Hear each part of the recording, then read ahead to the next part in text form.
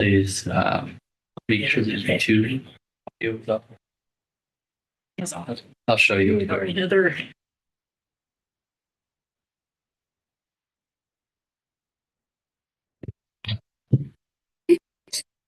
So yeah, turn that off and then you won't hear Like the what's being picked up in the room. So,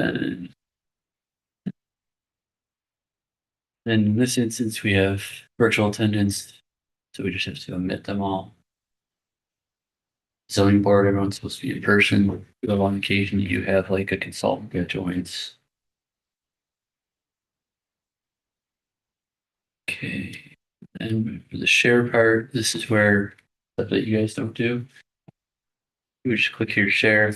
In this case, you'd pick the left screen, and then you'd have that capacity. In my case, I'm just gonna pick this screen, and it's gonna get real crazy.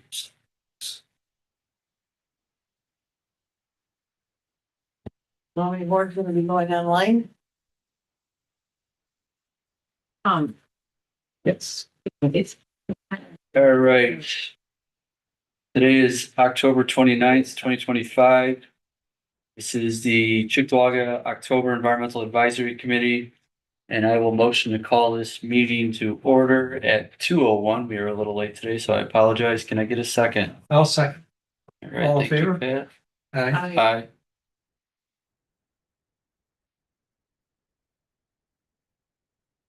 Okay. Next item up, minute approval for, this says August, that should say September. I will motion to approve the September EAC minutes. Can I get a second? I'll second. All in favor? Aye. Aye. Okay, and then the first item up under old business is 2490 Walden. This is a 4,671 square foot expansion for internal stock storage at the Walmart on Walden. We last tabled this at the October meeting for a ZBA hearing on a request for relief of the lighting on site. Is my understanding that that relief was granted. And I believe we have representation in the room at this time. Yeah, this is Matt Varangis with Colliers Engineering and Design. And we were at the October 15th ZBA meeting and received approval there for the lighting variances. Was that the only variance you guys were seeking? Yeah, And then to refresh the members from the EAC in the room, the CAC has issued comment on this along with the planning board giving recommendation at the 9/11 meeting.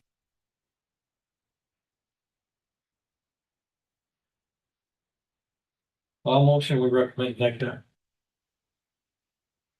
Who's the seeker? I will second that. All in favor? Aye. I, Somebody wants to be here. right, we're all set. thanks you guys. You're welcome. All right, the next item up under old business is 3825 Union.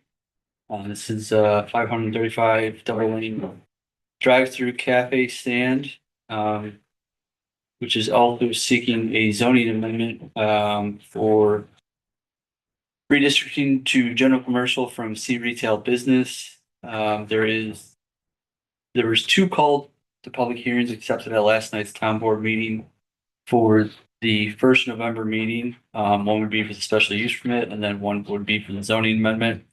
At this time, the traffic safety issued comment of no concern. Erie County Department of Environmental Planning and Erie County Public Works has no concern. And then New York State DOT also identified no concern, but I also identify permit committee where appropriate. I believe we tabled this last time for review of the queuing analysis by the EAC members and the CAC. Have you guys provided comment at this time? I would have to look back on my minutes. Yeah, I I'm thought, putting you on the spot. I apologize, I don't. but I don't have it in my notes. Yeah, let me look and, oh, just a second. And I believe we have representation both in the room and virtually attending today. Yeah, Anthony Pandolfo is Carmina Wood Design. I'm the project engineer. For joining virtually is John August. He is representing the landlord of the Tops Plaza. John Iskey with Brewtopia representing Seven Brew, and Ari Goldberg, the project land use attorney for this project. Ari, did you kind of want to go through everything, or you want me to? Why don't you keep going, Anthony, since you're in the room? Okay.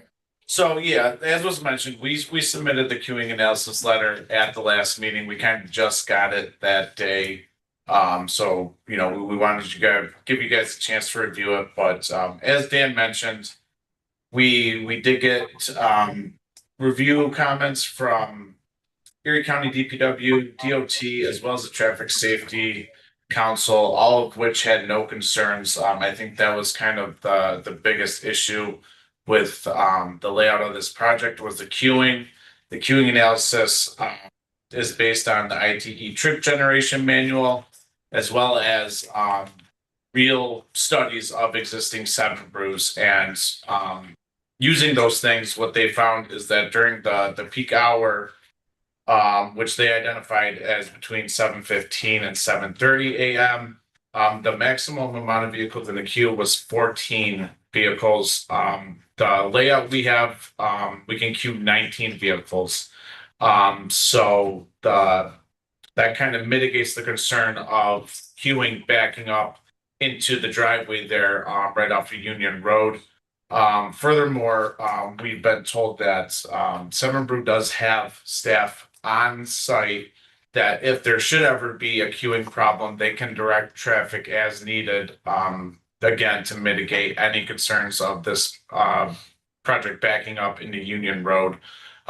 We strongly feel that it will never be an issue given the traffic queuing analysis, but that is just another added level of mitigation that they'll be able to provide.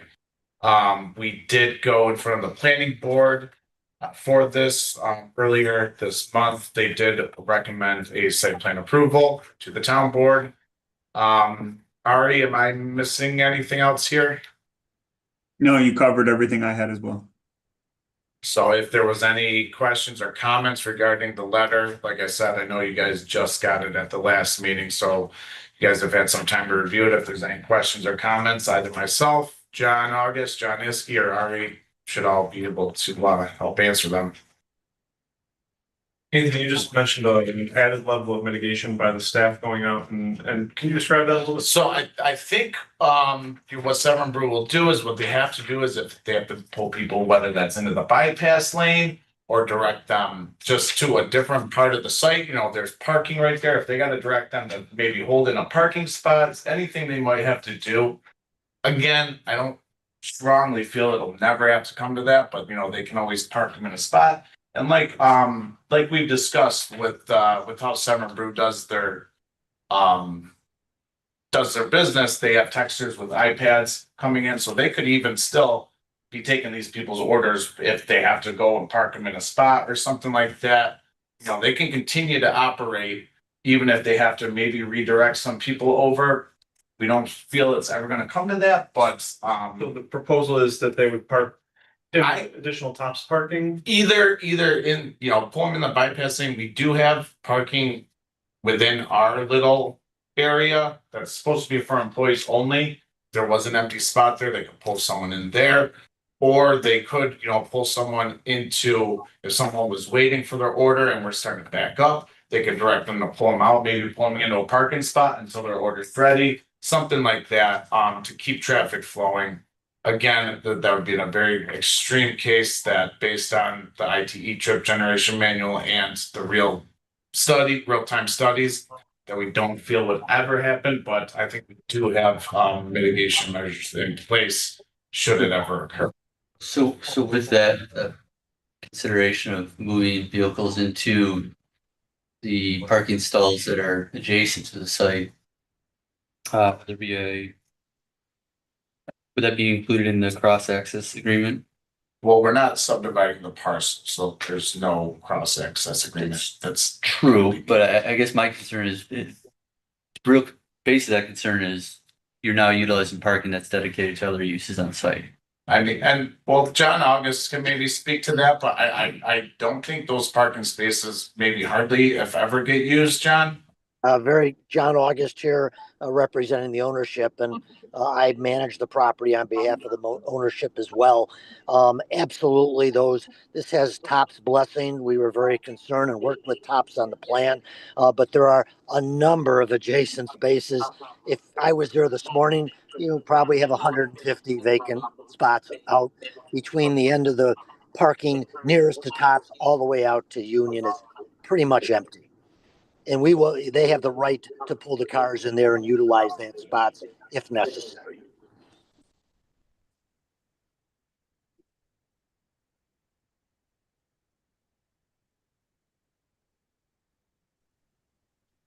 Are there any pedestrians allowed to walk up to this and order something, or is there any pedestrian No, access? It's just. It's drive through only. Yeah, there's no inside sit down or no like walk up, take out window, nothing like that.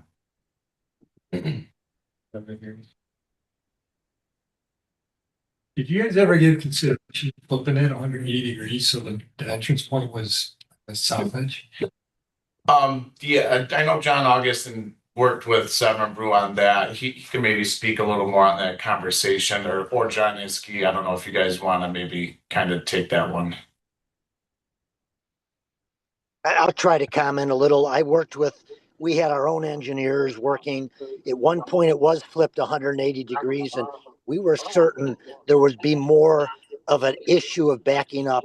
If you look at the cuts, the furthest, I guess it's the south cut on Union, the entrances are directional and they're not as wide as the entrances further north on Union. You'll see the entrance that really comes into here is almost 2 cars wide.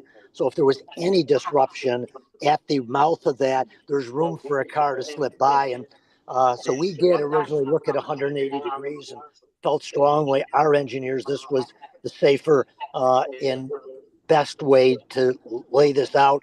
And TOPS signed off on that as well. I'd say one other thing before I sign off. I visited a couple of the Seven Brew sites recently, the newest ones around Rochester. And as they said, they utilize numerous outside workers that seem to be constantly monitoring all the activity, and they're out with the cars. They can spring into gear in a minute. I went in as a customer asking a lot of questions. I was most impressed that there's some people that know how to handle pretty much anything, and it's quite unique how they do handle the sale.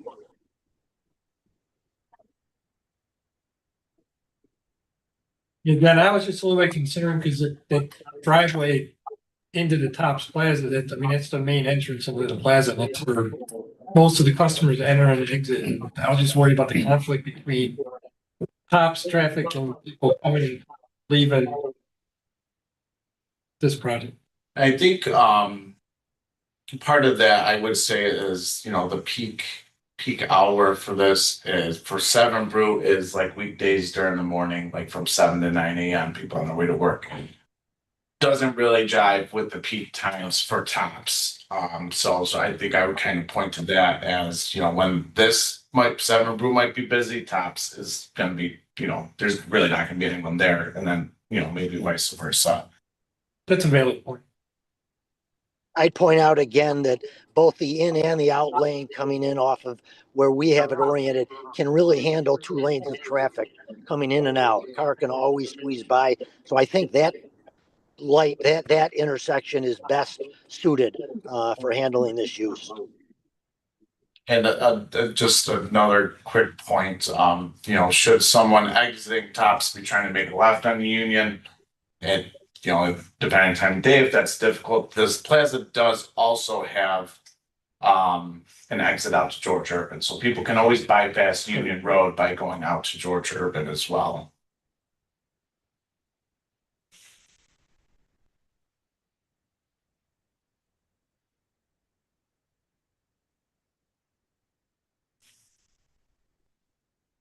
Any other comments or?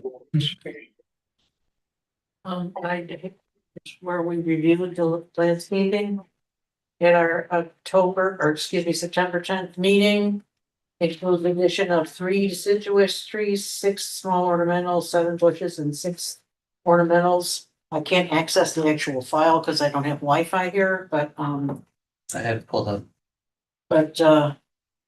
it is appropriate for this project is what I would have put in the meeting Okay. minutes, which I can't seem to access, but I have my notes here.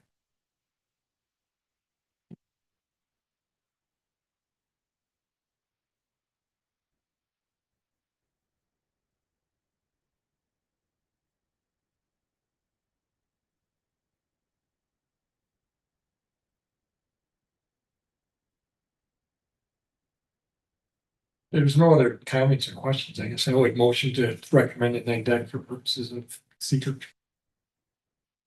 Have they satisfied your queuing concerns? Yeah. I'm gonna say no. And I'm also gonna say that there is a public hearing for 2 of their middles. So we should probably wait then. So how do we satisfy a queuing concern with, other than a queuing analysis? That's typically how Well- we do it. The way I read that part of the code and Mr. Auerbacher and myself had discussed is that it says the traffic impact study is required. He felt that it wasn't. And he pointed out that with the traffic safety call of no concern, essentially what we came to an agreement on is that this could go to vote without a traffic impact study completed. But I still feel that it would be ultimately needed prior to permitting being issued, if I read that part of the code correctly. The more important part today, I would say, is having the public comment on both special use permit and zoning amendment. If there's any additional points that get brought up by the public. So. But how the town board determines the special use permit, Correct. do they need a seeker recommendation to do so? Yes. So you guys are saying to wait, how, now you're putting, if it has to go to the, if it needs to go through here to go to town board first, but now you're saying wait Well- until the town board. I'm confused. So. Public hearings are, tell you, I think it's the,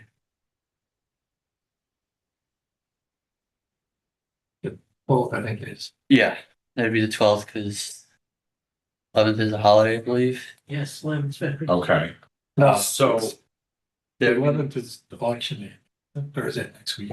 No. It's the fourth. 11th, holiday?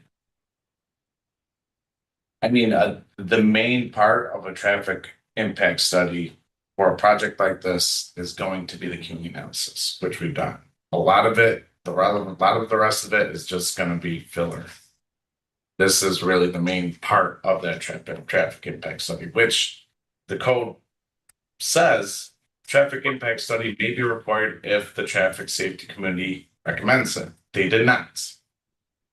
I think the code is pretty cut and dry there. This is exactly what Corey framed in his October 13 email to you too, Dan. I think the shall versus may argument, and then the action, as Anthony's pointing out, the action of the traffic safety committee itself, who didn't recommend any further expert analysis. Fair. That part I can digest. The part here though with the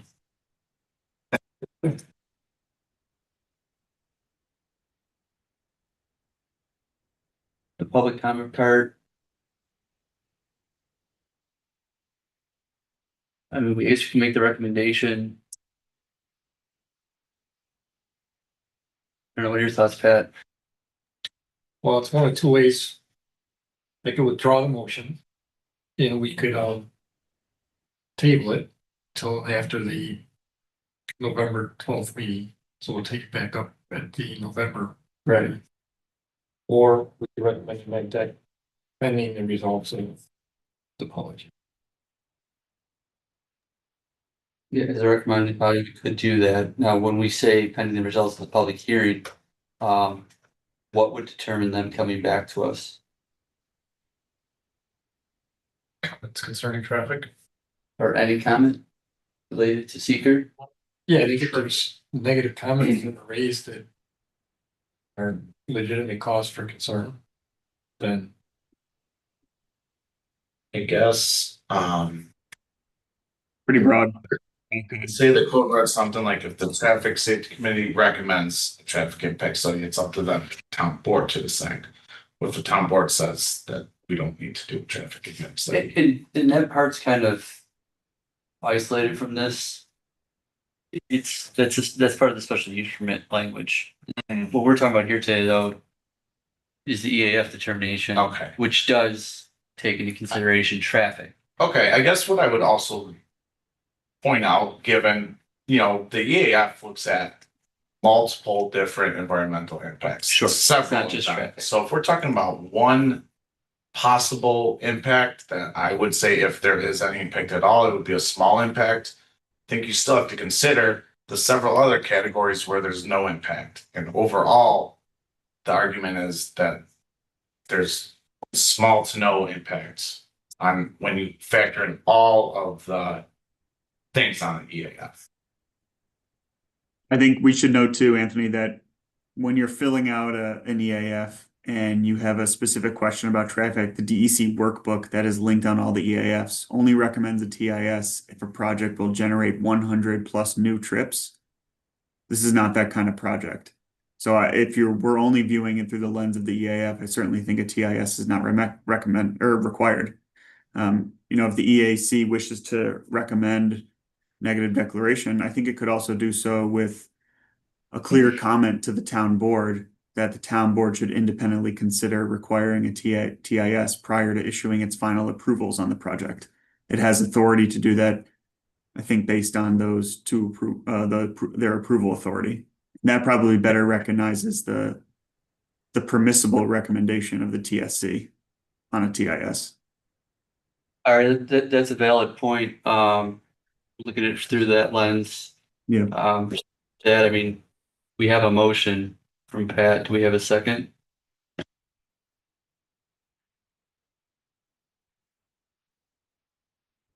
so we're gonna go to plan B then,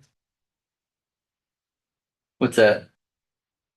table until the November meeting. Oh, Well, we got a motion. I'm just seeing if anyone wants a second. There's a motion on the floor for a recommendation of negative declaration. right, I'm saying it now, but what he said.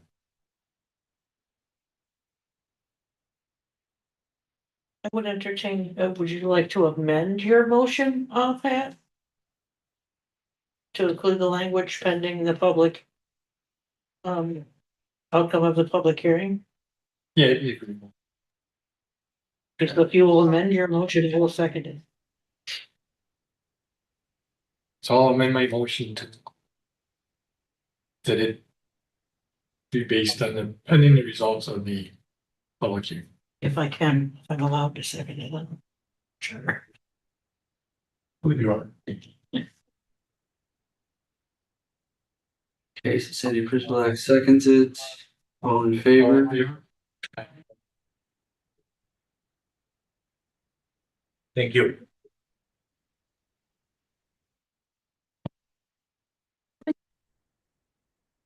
So that's gonna be on a Wednesday, not the typical Tuesday night. Right. Okay. Yeah, for the public hearing, yeah. Thank you. You're welcome. Thank you very Right. much. Appreciate it. John, thank you. The meeting starts at 5:30, but I think the public hearing is scheduled at 6. Okay, great, thank you. Okay, next item up is 3419 Broadway. This is Valley Tire. They are returning to us after the issuance of a use variance from the zoning board of appeals for site plan. Consideration. Why did you save you? Well, since this is a new business item, actually. So with this item, previously issued a negative declaration. There is new information regarding the project with the submittal of a site plan after the establishment of a use variance. At this time, we have comment from, I believe, just DEC. I will pull that up in a second here.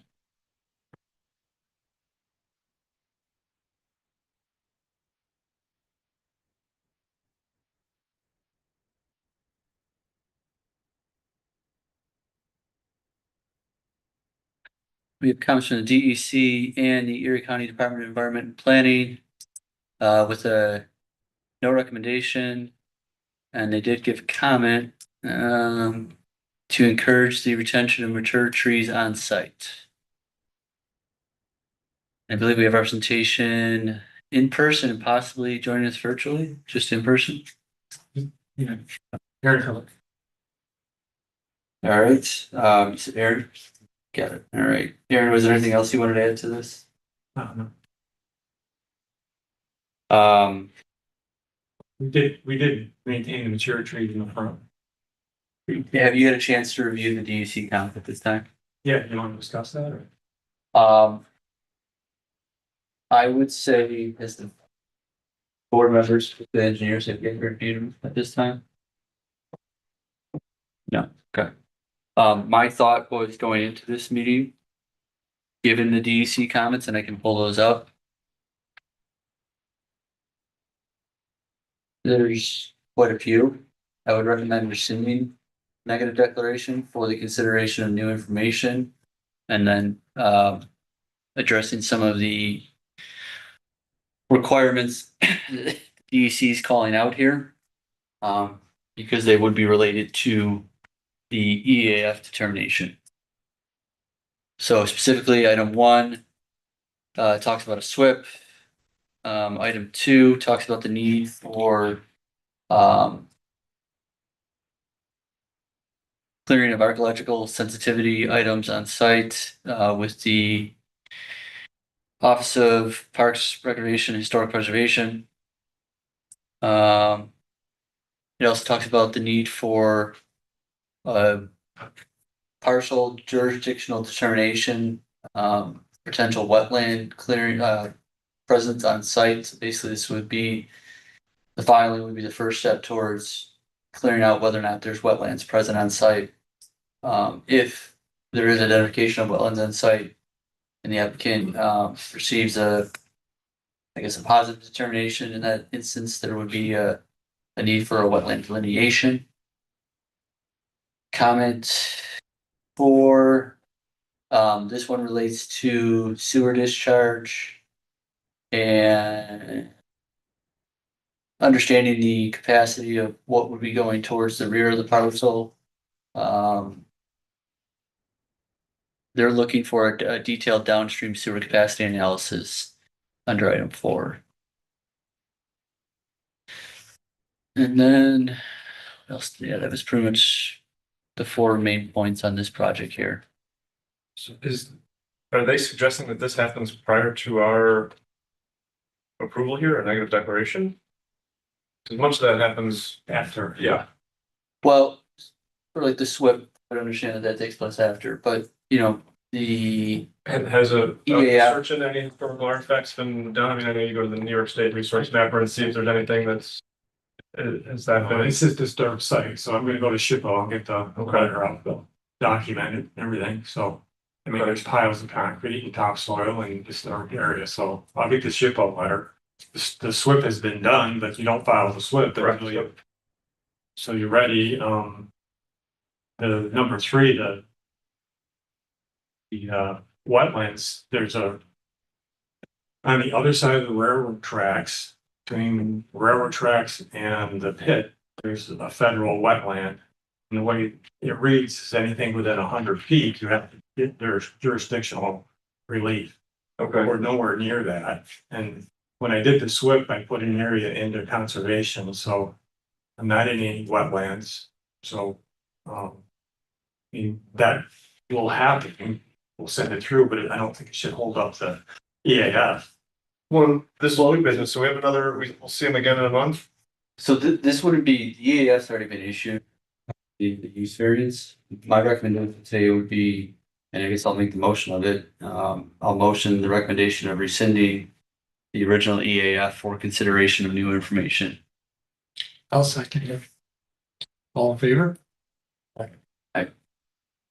when you're back, you bring some documentation that puts us, I mean, I understood that everything will come through engineering once it's done and we'll review it all then, but some of the easy lifts here, you bring documentation next time and.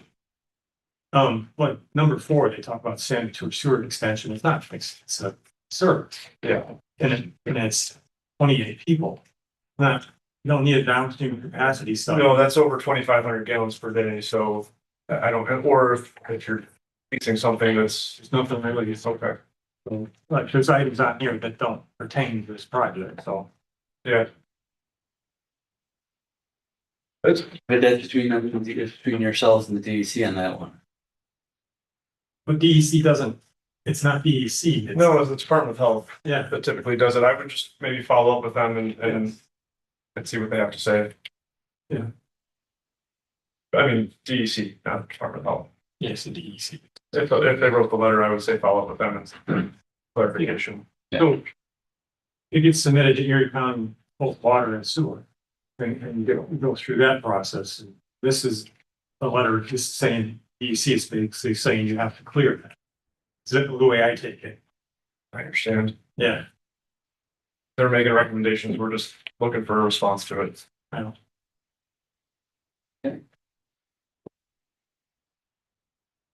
All right, Mr. Tiller, you are all set for today. So the process then is to, usually I go to you, an engineer, go back and forth on that stuff. I think what we would need to see is just for this. Basically, formal response to that letter, right? Yeah. Yeah, whether it's saying that this isn't necessary at this time, or if you do have a response to it, then yeah, I think that's what it is. Okay, a response to that letter. And any correspondence back from the DEC, and your response, if there is any at that time. Okay, all right. That gives me direction. Thank you.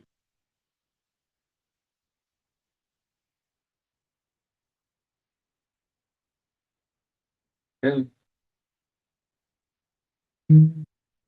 Next item up is 3695 Broadway.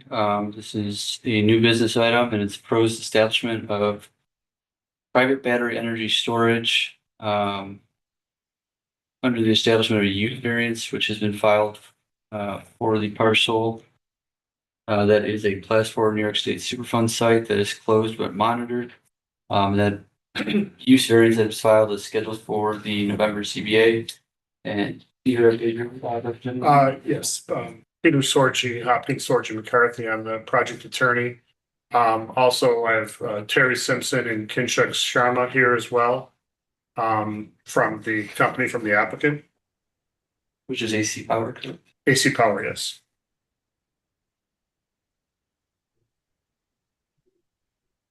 Can you guys just explain a little bit the whole battery I operation? think, yeah, at this point, it's just good to educate everybody. So Terry or Kinshuk, if you could explain what it entails. I mean, obviously, there's a concept plan up here. This is gonna utilize less than 1 acre of, I believe, about a 7-acre site. And I just did want to add to that because the site is a closed landfill, or I'm sorry, there's still DEC jurisdiction, so there's also has to go to DEC for their review. Is there a environmental easement on the site? There is, we submitted that, yes. So Terry or Kimchuk, can you just kind of give an overview of the use? Absolutely. I can take that one. Good afternoon, everyone. Thank you for the question. Essentially, it's going to be a 5 megawatt battery, which will inject energy back into the grid at times when the grid is stressed. As Peter pointed out, this is going to be less than 1 acre total, and we have enough access to the site, with the idea being to de-stress and decongest the grid at times when it is most affected. This can be any time during the day and usually during peak hours. Terry, I don't know if there's anything else you would like to add to that intent. I think you covered it there for the most part. Happy to take any more specific questions if you have them. You said something, I mean, it was like a factory or manufacturing, but it's a battery storage area? It's a battery energy storage system. Okay. So So what's the, electricity. Do we have elevations perhaps, or anything like that along those lines, just to see? I don't know, is there a We don't- facility or is it? Well, we're not, I mean, we're not at the site plan yet. All we have is a conceptual plan. We don't have elevations as to what it's gonna look like. Okay, So is it drawing energy from the grid, storing it, and then releasing it? That is correct. It'll draw energy from the grid and release it when the grid is stressed and the utility wants to draw that energy out to relax the grid operations. Since this is relatively, well, more and more of these are being proposed in towns, can you kind of explain the need for this? Absolutely. Utilities all across the country have defined capacity, and now with more and more usage, which always goes up, there are times during the day where the demand is increasing at a rate that the utility cannot service because of the type of resources it has at its disposal. And during that times, it calls into operation battery projects such as these to release the energy that had been prior stored in these batteries when there was overcapacity. And during that time, these energy resources are called into action and they inject energy back into the grid to help out with the deficiency in production from the side of the utility. In terms of the size of them, can you kind of go over what your typical size would be of height, that type of thing? Sorry, do you mean the height of the batteries? I guess they're trying to understand a visual as to what it would look like, what it'll appear like. Terry, could you help out with that one? I would say around 6 to 7 feet is usually the size, the height of the container. And in terms of the size, like we said, the disturbance is going to be closer to half an acre total. So Yeah. 6 to 7 is the height. So are they walk-in units or are they just yeah, all exterior access? So these are Yes, containers. so solar panel array where everything's essentially exterior and out in the open. This is going to be out in the open, but this is in a containerized format where the batteries aren't directly visible or directly accessible. They are within containers that are spec'd to take care of things such as snow, hail, rain, things of that nature. So they're within a container, and they also have HVAC units for ventilation and temperature control.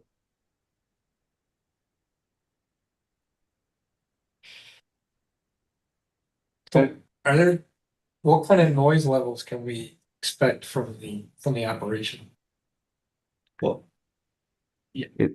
Usually very quiet. I don't have exact decibel levels yet, but usually it's very quiet. We can't really hear these operations because a lack of moving parts. So nothing to really create that noise as such, other than the cooling fans or HVAC systems that you find even in residential properties. And I would just add that this is in an M1 district. We obviously do need a use variance, but the intent of all the manufacturing districts does say that they generally involve truck traffic, noise, extensive outdoor storage, usage of premises. So when compared to those things, there's going to be, the traffic will not be an issue at all. The noise, as you just said, is going to be very, very minimal. Certainly not beyond the ambient noise. And in terms of, outdoor storage and use of the outdoors, it's not like things are going to be coming and going from this. It's going to appear almost like a storage center. Where will the transmission lines run? And is it necessary to have a substation on site to go back and forth between the grid? There's a transformer here. Correct. That is just to step up the voltage to what the utility currently has so that there's a match there. But other than some equipment that you see there, namely the batteries, inverters, transformers, and wires, there isn't any other equipment that is contemplated to be on site. Yeah, and also to add to that, we would add in we would coordinate with the power company on where the tie-in would be located. Right now on this conceptual, we have proposed utility poles up at the northwest side of the site there, where we would make that connection into the power grid there. So I think just ask a procedural question because some of the, assuming the use variance were to be granted, we have to go for site plan approval. Would we then appear back before this committee? Yes, For a correct. new recommendation? Yeah, for new information. So, I mean, I think we want to educate people and answer all the questions, but it seems like for the use variance itself, you know, that's just kind of gets us into the door. The site plan will be where the Step after that. environmental Yeah, issues if you were are to fleshed out. issue a use variance, then this is where we'd be asking a lot more of these detailed questions. So will any of the power lines be run underground? And if so, how deep are they gonna be? I'm not sure how that ties in with the fact that it's a former Superfund site. Yeah, so absolutely. Go ahead. So with that, right now in this conceptual, we do have proposed conduit to go underground. We have been working with Arcadis, the engineering team on site there, running and monitoring and doing everything that's existing out there with the treatment system that's in place right now. We have some mapping from them that shows where the contaminated soils are located, and everything that we have proposed to be underground conduit is outside of those areas that are deemed to be contaminated. So it's only conceptual right now. We can definitely modify this if needed. But right now we do show proposed conduit in the ground. Reason for that as well, we don't want them at grade on cable trays, just because we don't want it's a safety issue at that point there. And then the other option would be overhead there. So which we do to tie into the power grid, we have to have those utility poles. Everything has to be overhead at that point. So, but prior to that, we do show underground conduit. So. Yeah, and to add to that, Terry, thank you for that. We are staying well clear of any areas that have been disturbed prior. And just to give some more historical context about the site itself, this was closed back in 1994, so it's been a while and it's been constantly monitored. And any areas or regions or monitoring wells on site that need to be regularly accessed, we are well away from that. So no disturbance caused because of our project to the site existing conditions or the site management plan and its routine operations. Yeah, there is an environmental easement for DEC. This will have to go for DEC sign off as well. What are the surrounding properties uses? Are there any residential nearby? Believe this parcel Correct. here is all. So, and I guess, and to some extent, my knowledge of batteries is probably just enough for me to be whatever. I know batteries in their normal state release a small amount of radiation, and when they're charged, they release more. Do we know how far that? And it's not as, I mean, typically, you say with your cell phone, it releases radiation when you're charging it. So I understand that we can be right next to it, hold it to our head. What kind of impact is that having here? Minimal in terms of radiation. I can speak to first thermal radiation. As I said, these containers usually have HVAC units because the operating temperatures of these batteries and also the warranty of these batteries is closely linked to temperature. So outside the container, you wouldn't feel a difference. It would be ambient temperature. Other radiation, none to talk about. Like you said, it's pretty much similar to your cell phone or e-vehicles, but a degree, or I would say an order of magnitude more safer because of the battery chemistry that we end up using. So no considerations of thermal radiation, of any other radiation that might negatively impact human health. Thank you. So the batteries don't have lithium at all. Is what you're saying, which is what we worry about with the. I would assume that these do. No leakage, and we endeavor to use LFP or safer chemistries than that, which is lithium iron phosphate, which is safer than what we see in commercially used batteries, which are just lithium ion, seen in cell phones, e-vehicles. So this is even safer than that. Okay. And one thing to keep in mind here too is the M1 district does allow for public utility service storage on site. It says a public utility storage building or service building, yes. That's what, thank you.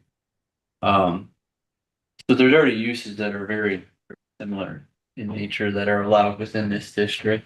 Um, I mean, go ahead. the nature of this one, the difference is it's a private company development and being sold back to the grid. So if we're looking at just the use related to the EAF,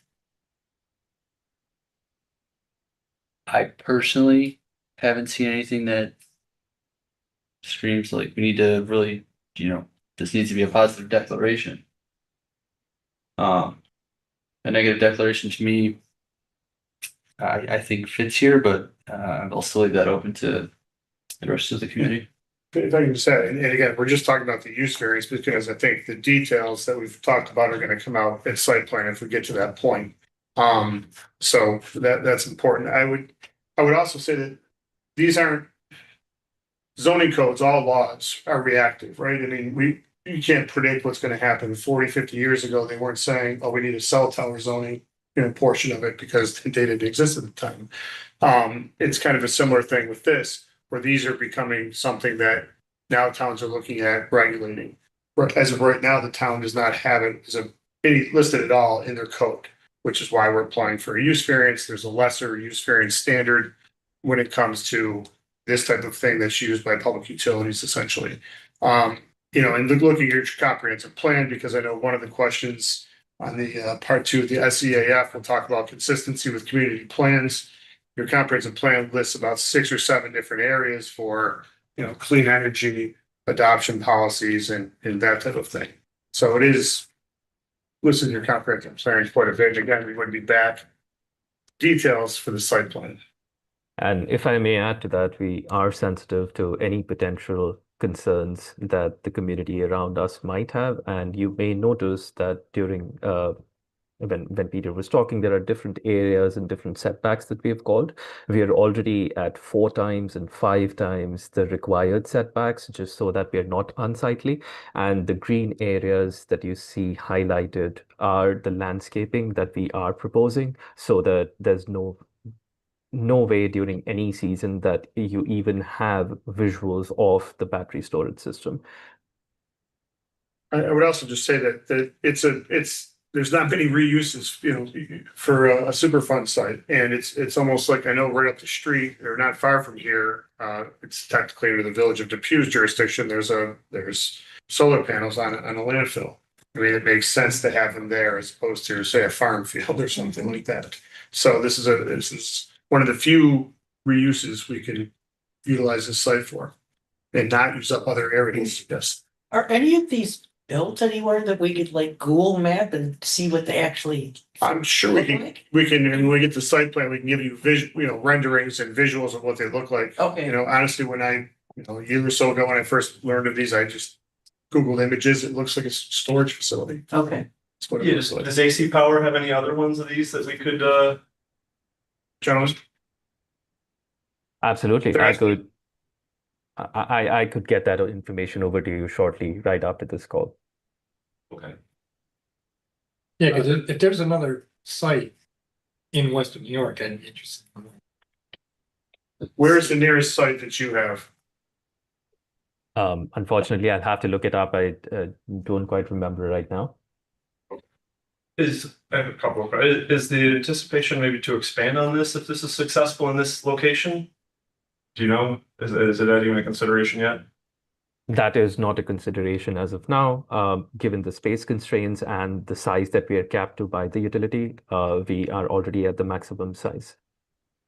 Okay. So the utility, I mean, if Terry or Kinshasa, if you could just explain that you submit this to utilities in terms of, and they tell you what size they can handle, that type of thing? Correct. There are multiple levels of studies performed by the utility where they're looking at our system as configured for things such as voltage irregularities, frequency, when we will inject, when we will draw, and obviously safety is the biggest concern. Having done all of that already, we have our interconnection agreement with the utility. They've looked at everything, given us the go-ahead, and we have made all necessary payments. So it's very similar to a solar panel project. you submit to, before you even come to the town, you submit to the utilities to make sure there's capacity, there's need, et cetera. And then you work with the utility company in terms of sizing and that type of thing. All right, thank you. I have one other question. It's really kind of just for my own education is how is the business making money off this? Is this buying it at a lower kilowatt hour rate, selling it back at a higher? Is the power company paying you guys to do this? I'm trying to learn a little bit here. So the utility company benefits by having these dispatchable resources because at the time when demand far exceeds supply, it is the customers who end up paying that higher rate. Whereas if we have these sort of easily dispatchable and quick resources that can add to the generation portion of the utility, customers will be benefited by not having to pay those higher rates because those fluctuations or the difference between demand and capacity would be greatly reduced through resources like this.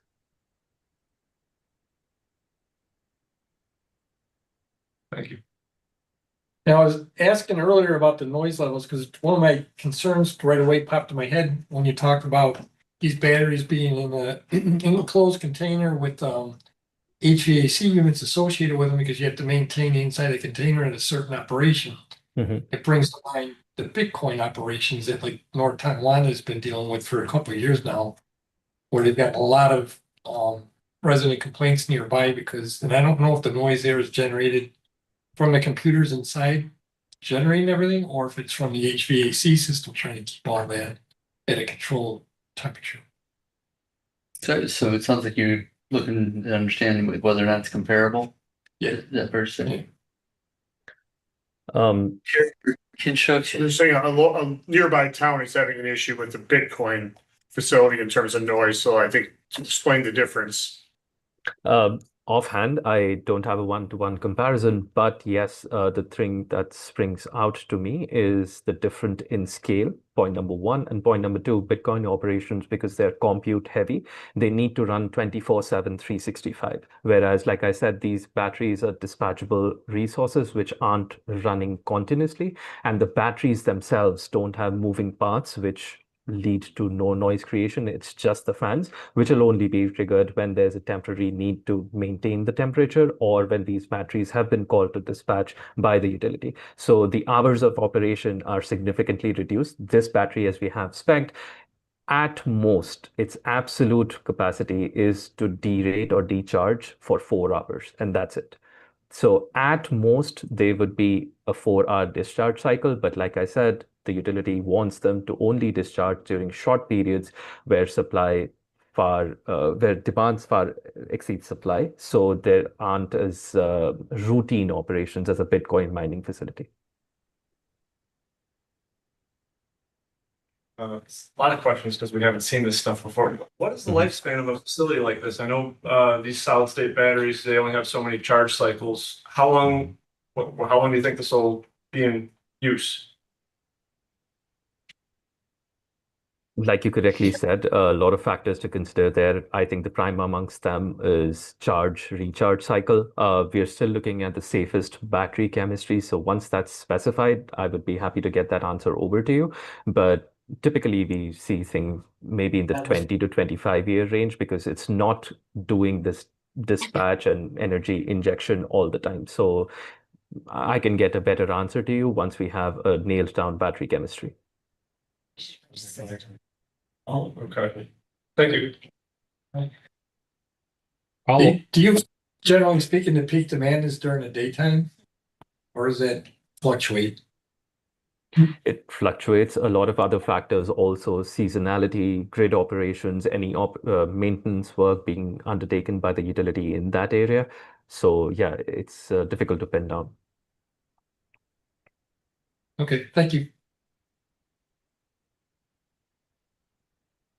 Just to touch on the location, they're not our projects, but just doing a quick search here, there are 2 of these sites in Western New York there. There's one just south of Buffalo in Bastel, if I'm saying that correctly. Now, both of these sites that are in Western New York are both over 20 megawatts there. So they are pretty large systems compared to what this system is there. But there are two systems there. They're not associated with AC power, but they are in Western New York there. So I believe one is 24 megawatts and the other one is 20 megawatts. So pretty large systems. But What was the location, the name of the town again? Bastel, I can actually provide an address for you so you can pull it up there. Yeah. Is that outside of Letchworth? Bastille? Oh, Bastille, Bastile. Let me just triple check. Blasdell. Oh, Blaisdell. Oh, that's not. far. Okay. Closer. Yep, sorry about that. So the actual address there will be Safety Jack when they 2040 Electric Avenue. That's better stores. Actually, there's some there recently. That yeah, that looks like it's yep, just to the right of your cursor there. That is a 20 megawatt system there. So just to What put it in size? context, Terry, this is 4 times our system size. The grid Correct. is That is 5 megawatts. correct.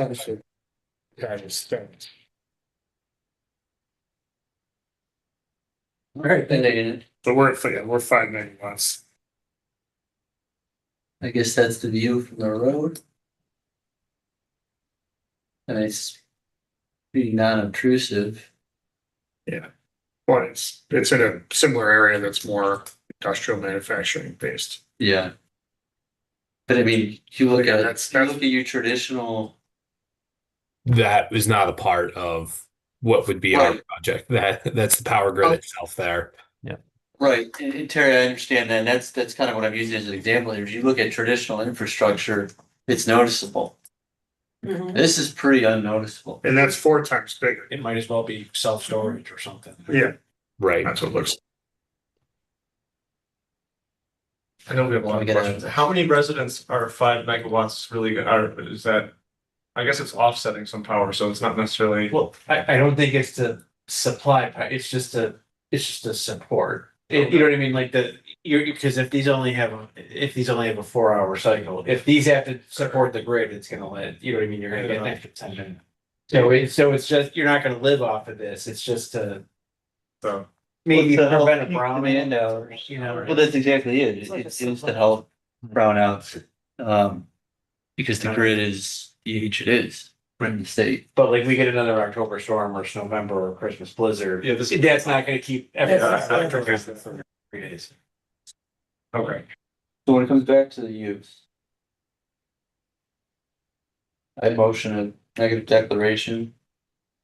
Is there a waiting period? I'm sorry to interrupt you. I believe this is uncoordinated, Okay. It is, yeah. which. Yeah, we sent out the declaration lead agency letters. Well, I think it's uncoordinated. It's a better option here because we have not done the full engineering or any of that. We need to Right. know if we get if we can get the use variance first, then we would go on and spend all those resources and time. So I think this would make sense to keep it uncoordinated. It's also unlisted. Right. Which I meant referral letters for the GML, Oh, the third, yeah. Yeah. GMO, yeah. general municipal law referral, which that would be in conjunction with the application. Which that's more for the zoning board to worry about. Yeah. So I motion a recommendation for a negative declaration. Easy for you to say, out. Second, all in favor? I,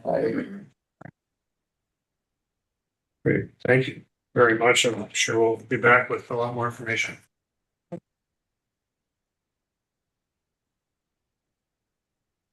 Thank you.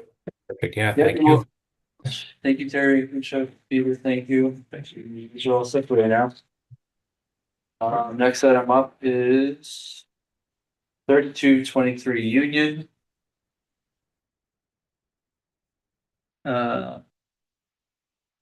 Yeah, hold on.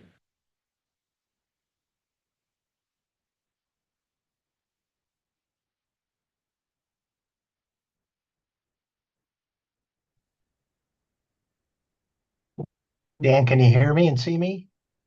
Yes, I can. How are you, Jared? Good, how are you? Good.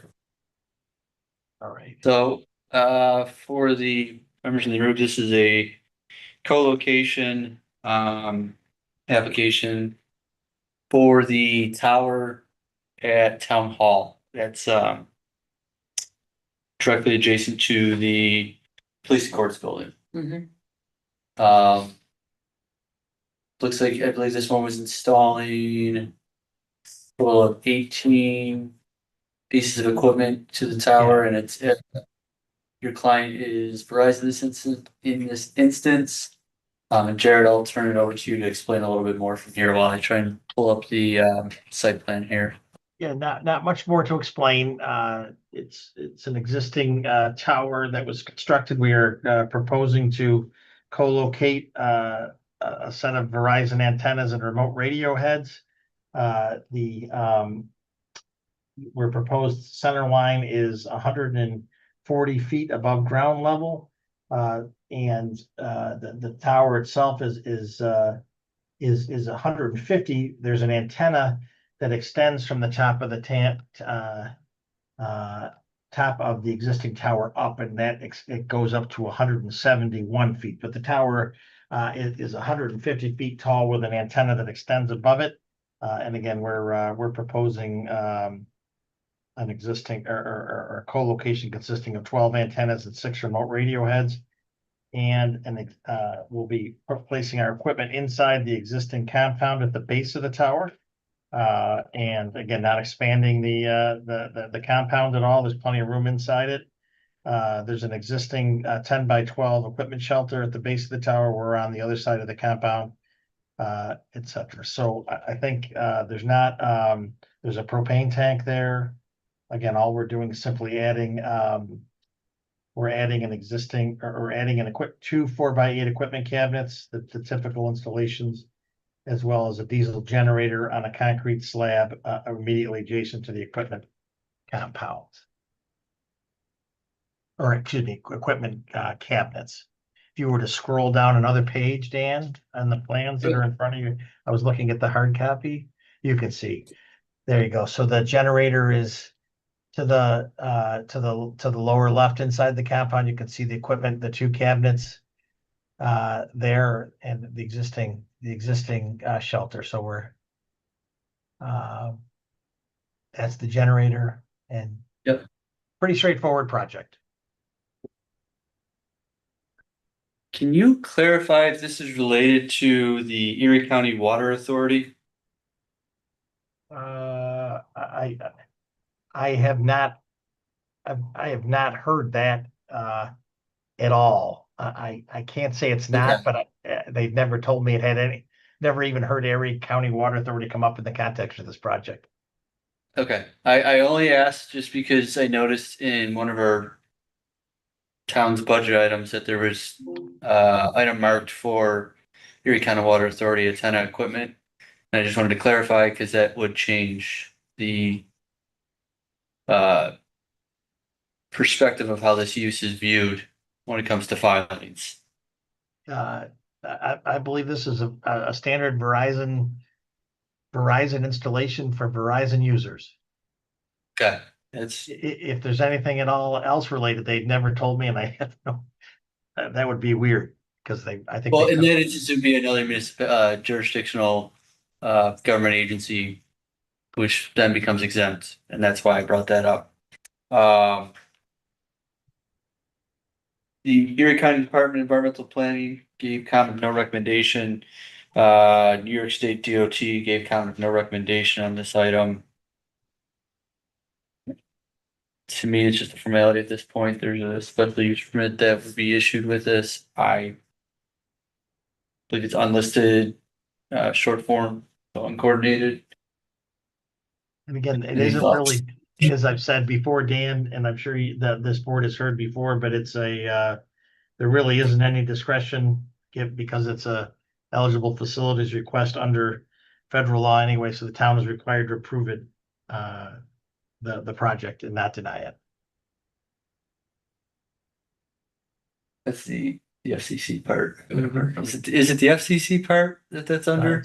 It's the Middle Class Tax Relief Act. It's actually a congressional law that was passed with the Middle Class Tax Relief Act of 2012.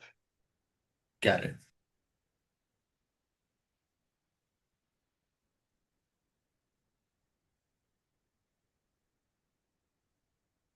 Are we bound by a waiting period here of the 30 days? No, because it's been coordinated.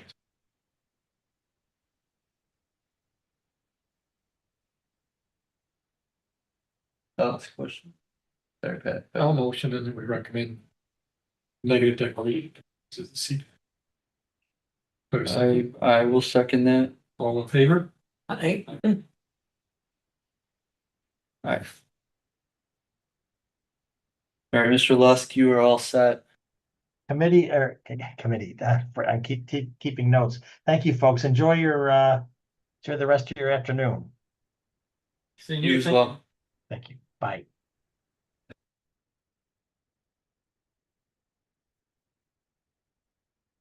Alright, next item up is 94 Lawson. This is a wireless telecommunications tower. New construction, it's actually a monopine. And looks like we have Miss Brenda Lewis on the call. Brenda, can you hear us? I know you may have muted us probably many minutes ago.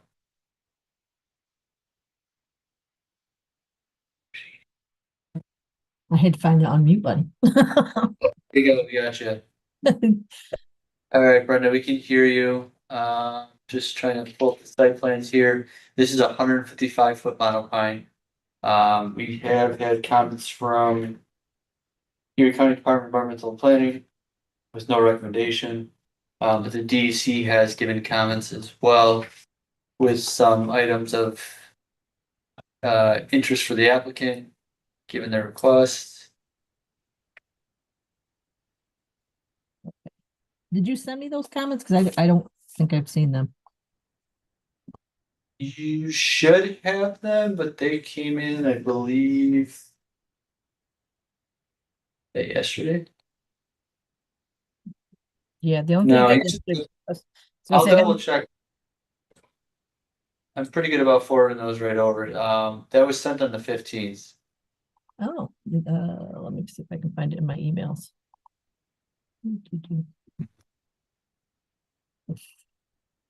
15th. So it'd be going in right at the north edge of that church curriculum. Yes. Yeah, right behind the church, yeah. On the just off their parking lot in the back. The transmittal.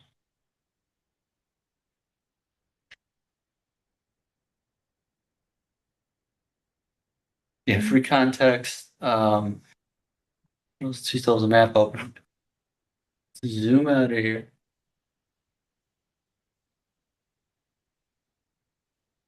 Park. And it would be, I believe. Yeah, and that one is kind of hard to Just tell. beyond the parking lot? Yeah, it's just beyond the Yeah, parking lot. it's just off the blacktop.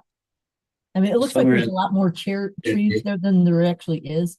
The trees actually go back a little bit further. It's not as overgrown as that. I mean, they're up there, so it would provide some camouflage to the the north part of the property, or from the park. Yeah. Hi Brenda, it's Drew. How are you? Very good. How are you? Good.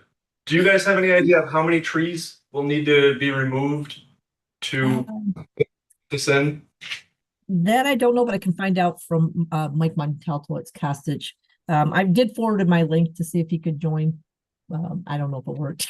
I'm gonna take it no, because I don't see him. But there's a number you could have called it on, right? It usually requires a 1-to-1 replacement. A 1-to-1 replacement? Okay. Yeah. So yeah. Just something to keep in mind.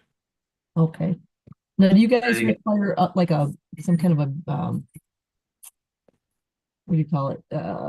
Inventory of like what kind of trees and how big and all that kind of Yes, a tree survey Tree survey. That's what I couldn't think of the word survey. Great. And it's, I think $35 for the replacement of a tree. Yeah, because you Well, can't this will get be, the trees. this will be Okay, that's commercial what I tree, thought. this will be commercial tree removal, so it'll be a $600 permit plus the tree plan. Right, that's right, but for this part, we would need to see the tree survey to understand where things get taken from, what the loss is, and then with Okay. that And would be would tell you, after like size you were to and see the use from it. that kind of stuff. I mean, because I mean, I would imagine they have to identify what kind of trees they are and how big they are, all that good stuff. Yeah, I think there's a trunk diameter. Yep. I think it's you measure 6 inches above the ground and anything over 4 inch in caliber. Yeah, and we would retain Costage to do the tree survey. But I'll put that on my list of items to do. And then what type of a surface? Is it stone? Is it paved? It's the compound inside the fence compound will be stone, gravel. And then it looks like is that a paved driveway approaching it? Or is that Yeah. stone as well?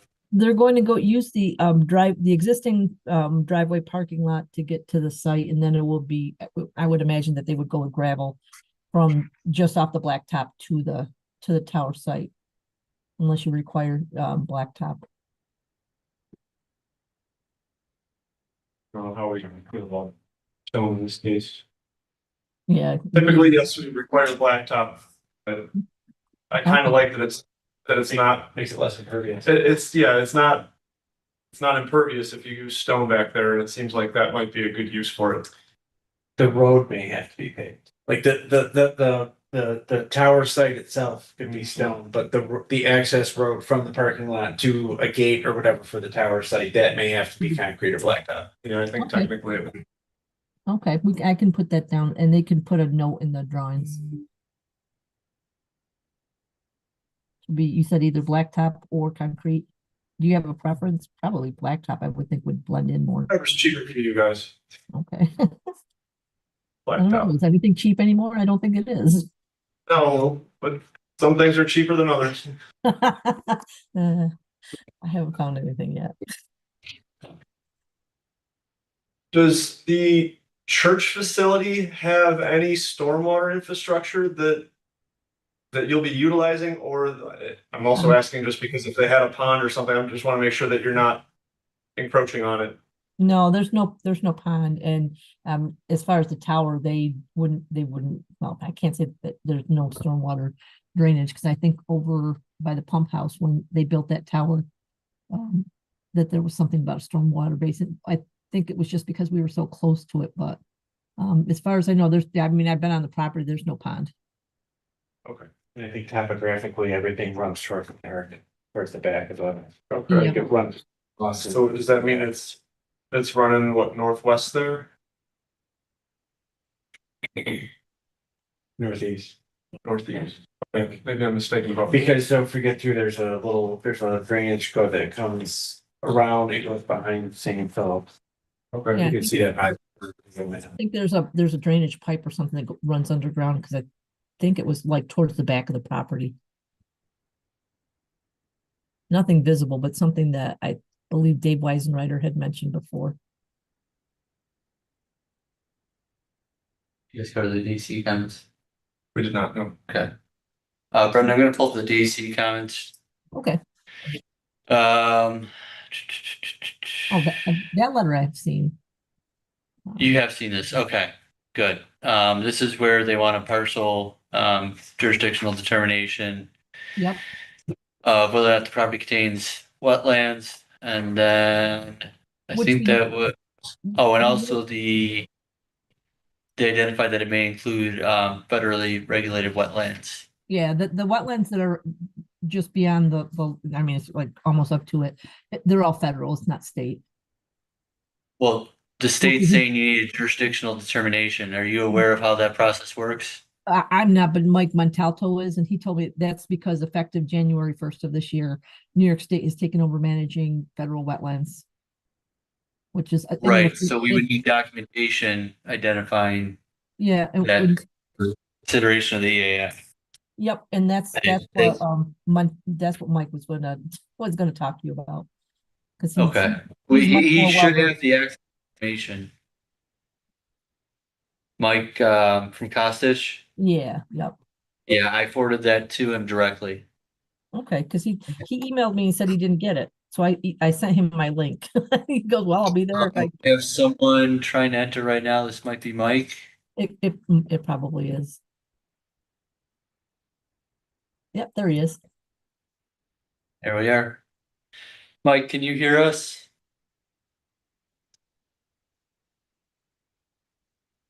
I doing the same thing I did find the mute button. Can you hear me?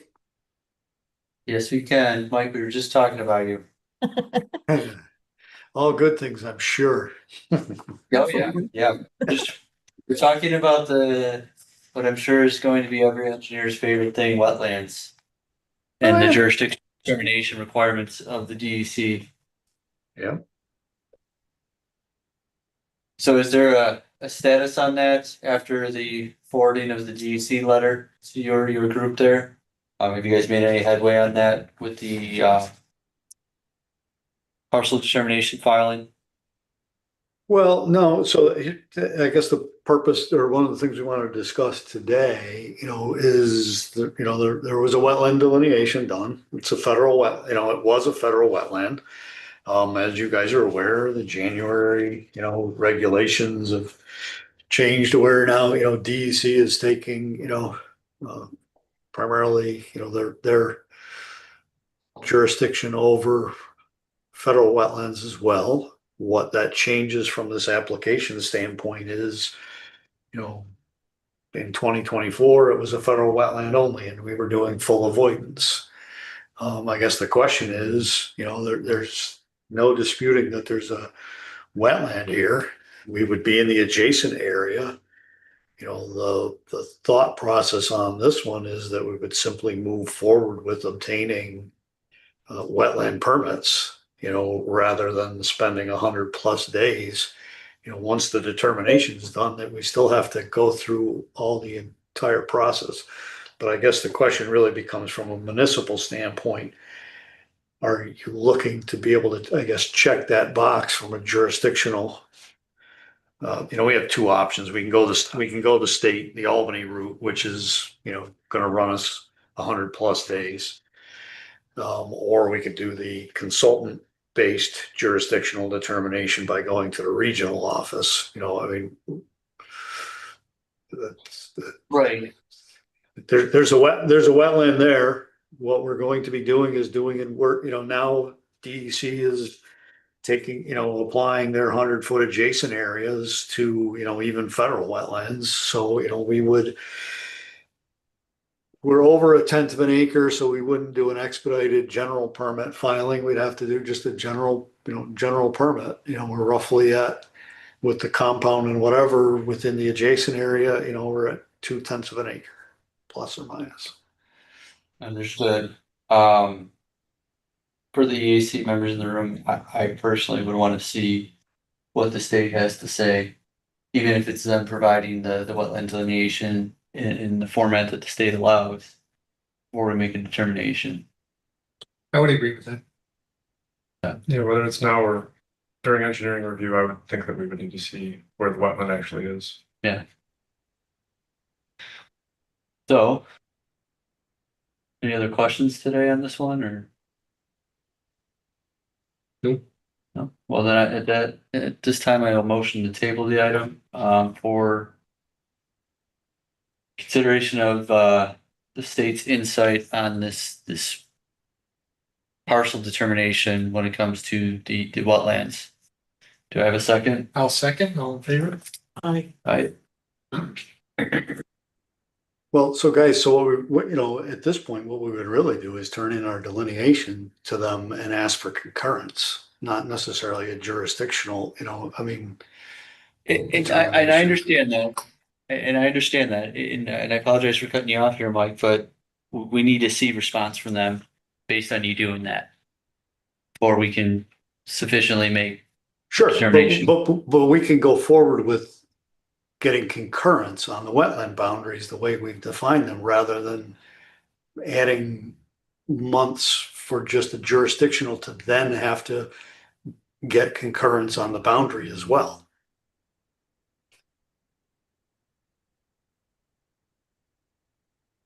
I mean, typically the wetland, our wetland consultant now turns our delineation in and we ask for concurrence.